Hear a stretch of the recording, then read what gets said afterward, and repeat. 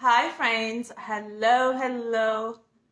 Hi, welcome. You are watching the DIY Network. I am Hasfa and I am a new face, so do not adjust your cameras. I'm so glad to have you here. Like I mentioned, my name is Hasfa and I will be your host for the next 25, possibly to 30 minutes. I wanted to take a moment and introduce myself. I'm a new DIY paint retailer. I am a stay-at-home mom, a wife to my husband of almost 7 years now, and I've been running my small business for 3 years full-time. So I'm super happy to be here. I'm down in Texas. When you hop on, please let me know where you are watching from. I'm a little nervous, but I'm extremely excited for this opportunity, and I look forward to showing up here every Sunday and sharing and creating with you guys. So the name of my segment is called Bleed Through. Yes, Bleed Through. Stories from inside out. My objective is to tell stories of my experience on overcoming adversity through creativity. So, without further ado, we are going to start at the very beginning because according to Florida and Maria, it's a very good place to start. So let me introduce the star of today's video. My project is going to be this jewelry storage that I picked up at my local thrift store for $20. So I'm glad I kept that price tag on because sometimes I forget what I pay for these things. But so I thrifted this guy for $10, and I want to keep this piece for my bedroom because I currently struggle with organizing my jewelry. I can never find it. I have a 3-year-old who knows where most of it is more than I do, and so we are going to handle that problem. All right. So I'm going to show you what she looks like on the inside. Really practical. Lots of storage. So this was totally a score for $10. So we have hooks here for the necklaces, and we have, is it 4? Yes, we have 4 drawers, ladies and gentlemen. And let me show you what they look like inside.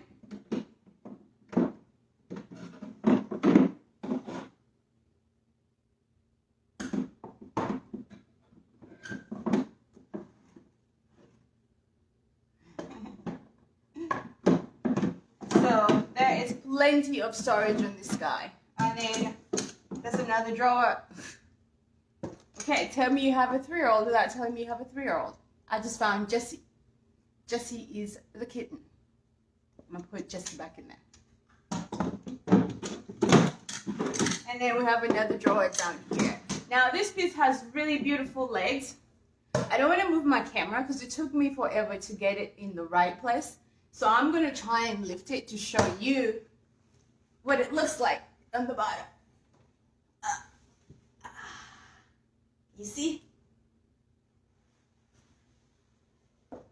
Whew. And this piece is quite heavy too, so I'm still working out and figuring out my camera angles and positioning. You guys stick with me and we will get this worked out. So the colors that I've chosen for today's piece, I'm actually still debating. I want to do something with Queen Bee, and of course, Monet's Garden, which is my favorite DIY paint color. I love green. I love green in all shades. So I know it definitely has to have Monet's Garden somewhere on there. I'm new at different paint techniques. I'm really good at the basics, but I do want to step out of my comfort zone and try new things and, you know, maybe fail a few times, which I'm sure will happen, but I'm really looking forward to stepping out of my comfort zone. So I'm thinking to try some paint blending, and I've never done that before. So I'm going to use this as my best color because I can't go wrong, and if things don't work out, It's green. You can never go wrong with green. So I'm going to start with this. I'm going to try and cover the whole piece in Monet's garden. And then on another segment, I'll come back and we'll see what we do for that part. So for today, I decided that I want to share my first bleed through story from the inside. I want to go at the very beginning of my life in America. So for today's story, we are calling it Coming to America. And no, not the movie, but if you have seen the movie, I promise you my experience was far less glamorous. So I was born in Kampala, Uganda, which is located in East Africa. Now, Uganda is called the Pearl of Africa because it's a really beautiful place. It's like a hidden jewel in Africa. Let me adjust my camera so that you guys can see my face while I get to this piece. There we go. And I'm sorry that my ring light is in the reflection. Might need to move this back a little bit. Okay, there we go. Can you see me? All right, so Uganda is a hidden jewel in East Africa, right next to Kenya and Tanzania. As a matter of fact, we're like the big three.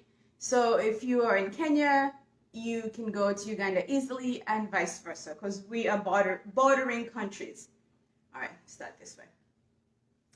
And so I was born in Uganda in 1986. I was debating on whether I should share that because I'm now showing my age. But anyway, my father, had gotten an opportunity to come to America. And so when the time came, he was then able to send for me.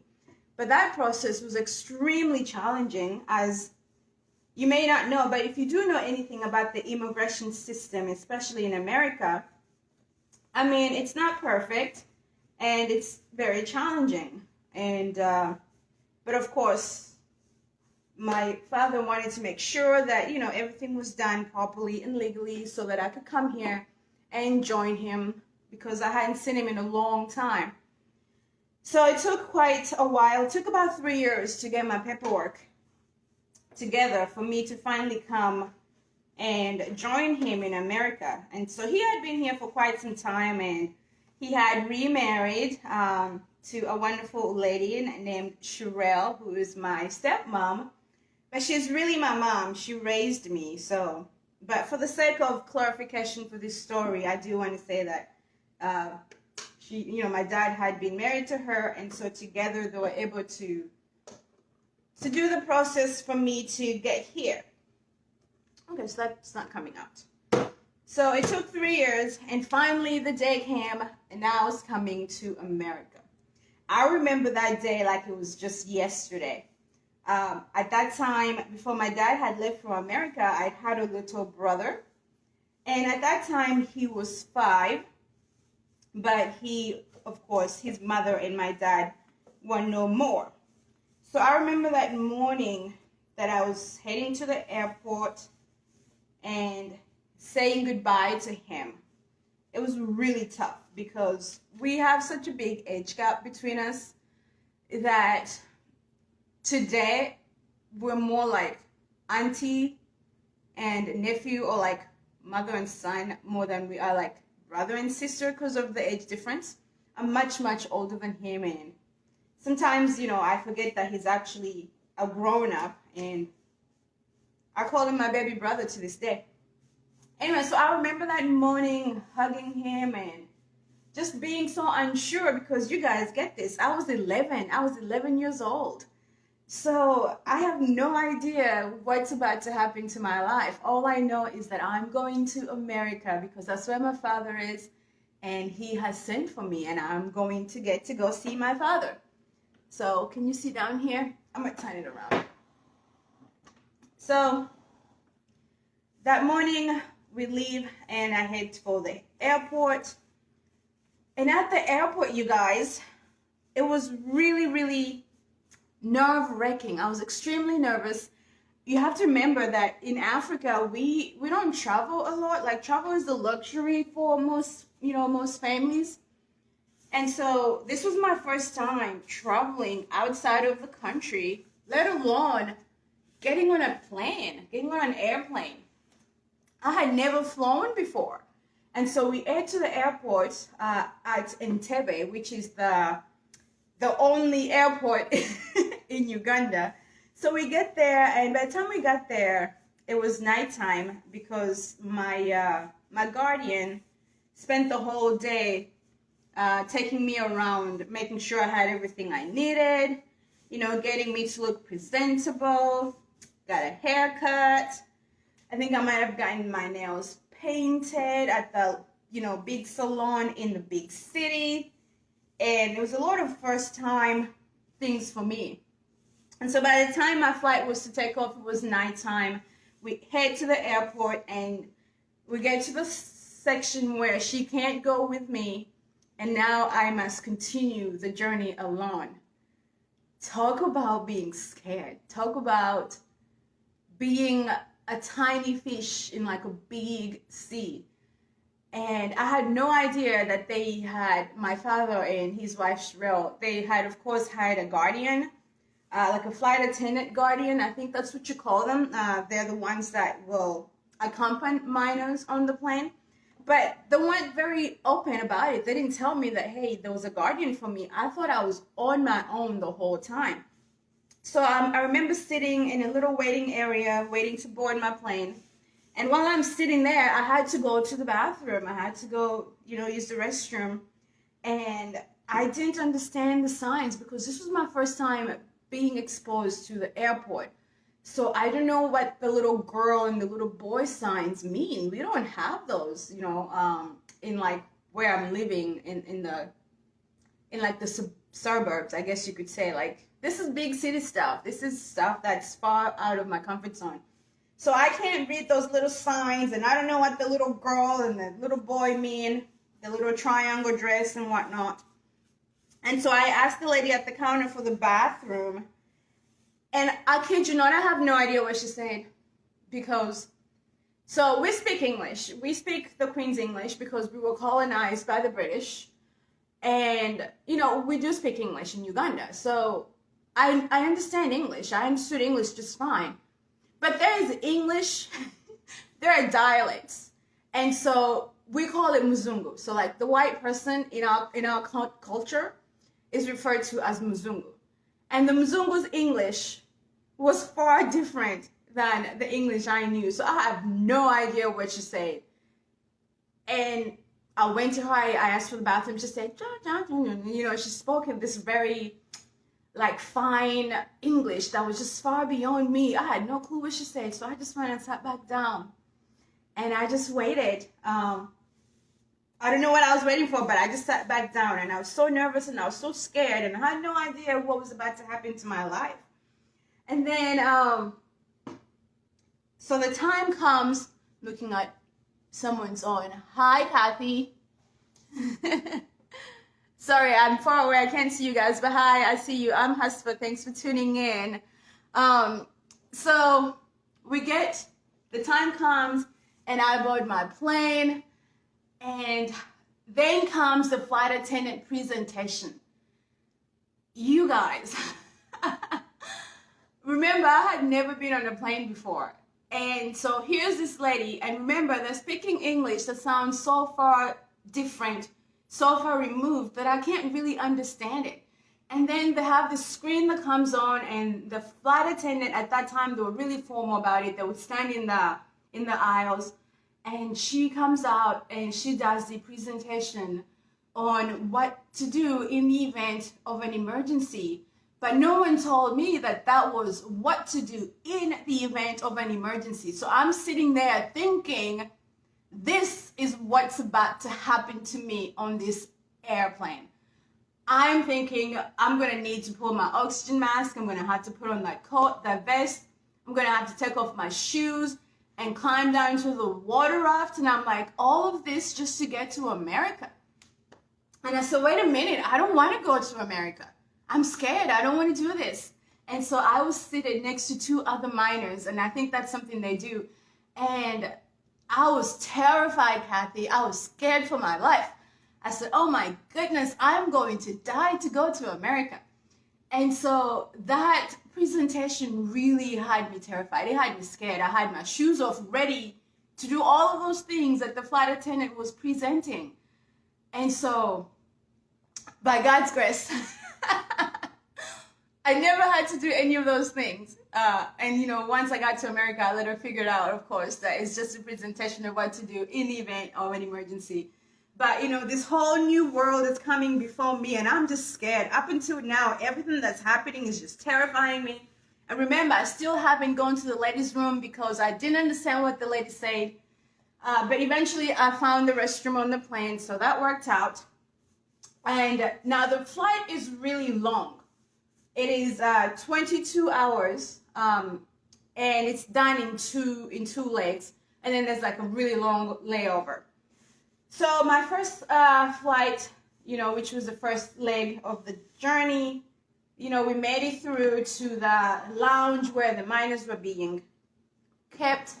And so this lady, pretty little lady, she takes me to go get breakfast. And she takes me to the airport cafe.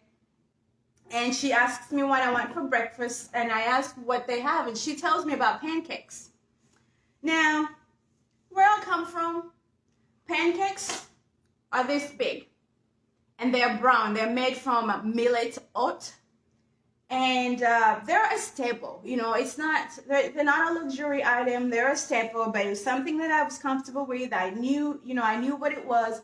And, back home we have all of these misconceptions that the Muzungu, they eat all these different things like snails and bugs, escargot. And so we're like, what are you going to eat when you get to America? I'm like, am I going to have anything to eat? And so when she tells me there's pancakes, I'm like, praise the Lord, I want pancakes. And so she gets me pancakes, and we head back to the lounge, and I open my plate of pancakes, and I'm like, this is not pancakes. And safe to say, I learned right away that pancakes in Uganda and pancakes in America were totally different things, but I liked them. They were delicious. And then she gave me that sauce to put on them. I now know it's pancake syrup. But she gave me that sauce, and it was so good. And I enjoyed my very first meal. It wasn't snails. It wasn't escargot. And they even had chips. All the things that, back home are luxurious that we don't get often, I was having on this trip. So things are looking a little better, and I'm feeling a little more confident. And now I'm getting excited. I'm like, I haven't had to jump out of the plane into the ocean. So this could be okay, right? And then for my second leg of the trip, a time comes for refreshments, and the flight attendant comes down the aisle, and she says, would you like tea or would you like coffee? I said, I would like coffee. Because back home, we drink tea all the time, but we don't drink coffee. So I asked for coffee. Now, if you know anything about Uganda, we export coffee, but we don't drink our coffee. We roast our coffee beans, and we eat them. And so I'm thinking, okay, she's about to give me a bag of coffee beans wrapped in, some banana fiber, like we sell them and present them at home. So she comes back and she gives me a cup with a brown liquid in it. And then she gives me those little coffee creamers and sugar in a little paper packet. Now, keep in mind, I'm 11. So I don't understand why she offered me coffee. I guess I might have looked older for my age, which I totally doubt. But she offered me coffee. And when she walked, she didn't help me on, how to put it together. I think I assumed she thought I knew. So she walks away, and I'm looking at this little coffee, and I'm like, okay, what do? I guess I drink it. So I opened the little cream packet, and I drank it straight from the cup, and that was delicious. It was full of sugar, and it was wonderful. And then I get to the coffee, and it was the worst thing I ever tasted. It was terrible, you guys. I said, ugh. Who drinks this? Americans do this? Is that what Americans do? They drink this terrible, terrible liquid? And so it was another one of those terrifying experiences, because I'm 11 years old. I'm leaving all the creature comforts at home, and I'm going to this big new world where we think the streets are paved with gold, And but so far everything is just seeming so scary, and I'm thinking I would really rather be back in Africa. But so yeah, so then my coffee experience passes, and then she brings out Coke in a tiny little can that was so cute. And back home we don't drink Coke because it's something you do for like weddings, special occasions. And so she brings out this Coke can, and I don't even know how to open it because I've never seen Coke in a can because everything is in the glass bottles. But it was good. So I'm drinking nasty coffee, which I didn't finish, and now I'm drinking Coca-Cola in the can on the plane to America. And I'm thinking, you know what? This is not bad after all. Things can get better. And so I then land in Houston, Texas after 22 hours on the plane. And we deplane. And guess what, you guys? I had never been so cold in my life, Kathy. It was so cold.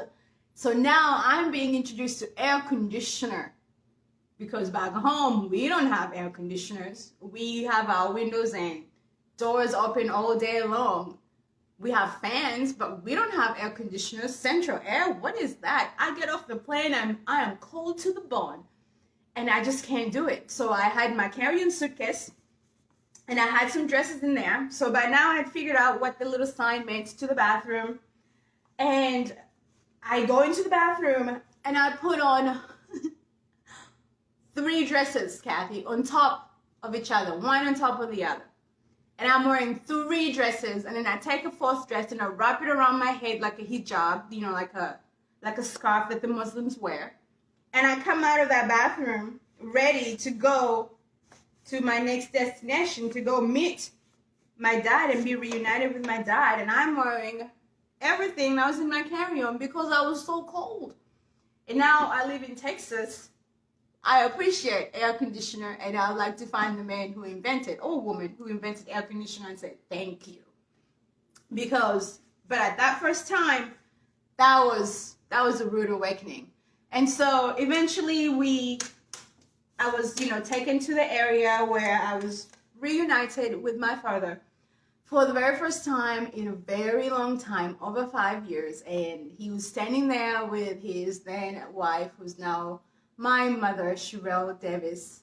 And they received me, and everything seemed to return to normal, and everything was okay. And it was finally, we went and got in the car, and back home, everyone rides taxis. I get here, I'm like, oh, there's a private car. My dad, he drove a Mercedes at that time, one of the really, really old ones, because it's now 1999. So you can get an understanding of what that was like. So we get in this car and we take off to go on to home, which would be my home for the rest of my life. And then here I am today. But, I look at that experience and I look back at how scared I was. So scared of the unknown and just not sure what was going to happen, and things being out of my control and not knowing what to do, but continuing on the journey. Not once did I ever say, take me back to Uganda, take me back, get me off this plane.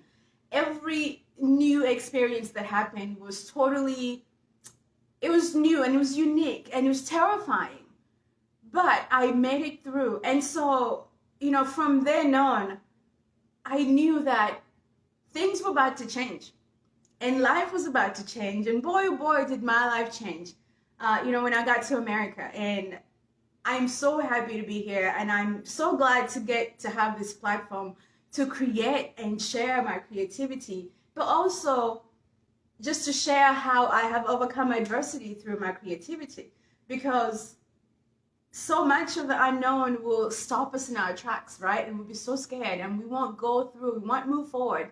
But I remember that 11-year-old little girl who was scared to death, thinking I was going to die on my way to America, thinking I was never going to have anything to eat that wasn't snails, thinking that coffee was terrible, which, by the way, I drink 2 cups of coffee now.